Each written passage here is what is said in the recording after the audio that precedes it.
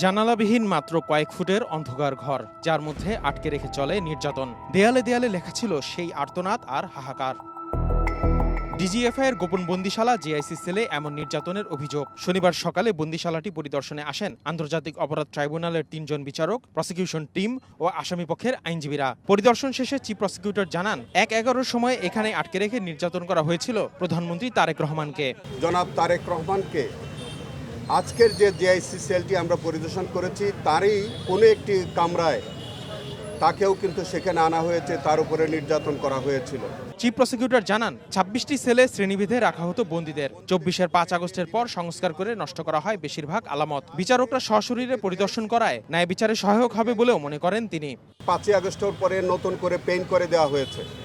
অনেক জায়গায় সিমেন্ট দিয়ে এবড়ো তেবড়ো করে ওয়ালগুলো আগের যে অবস্থাটা সেটা নষ্ট করে দেওয়া হয়েছে। কারণ হচ্ছে যে তারা কিছু অনেক বন্দীরা তারা লিখে রাখত। যদিও আসামিপক্ষের আইনজীবীদের দাবি, আদালতে বন্দীদের সাক্ষ্যের সঙ্গে মিল খুঁজে পাননি তারা। মিস্টার আজমি যে সাক্ষ্য দিয়েছেন ট্রাইব্যুনালে, সেই সাক্ষ্য এবং আজকে যেটা দেখা গিয়েছে তাতে মিস্টার আজমি একজন মিথ্যাবাদী সাক্ষী হিসেবে পরিগণিত হয়েছেন। এর আগে র্যাবের একটি টর্চার সেল পরিদর্শন করেন ট্রাইব্যুনালের বিচারপতিরা। শিগগিরই র্যাব ২ ও ডিবির টর্চার সেল পরিদর্শন করবেন তারা। আসিফ মোহাম্মদ সিয়াম, সময় সংবাদ, ঢাকা।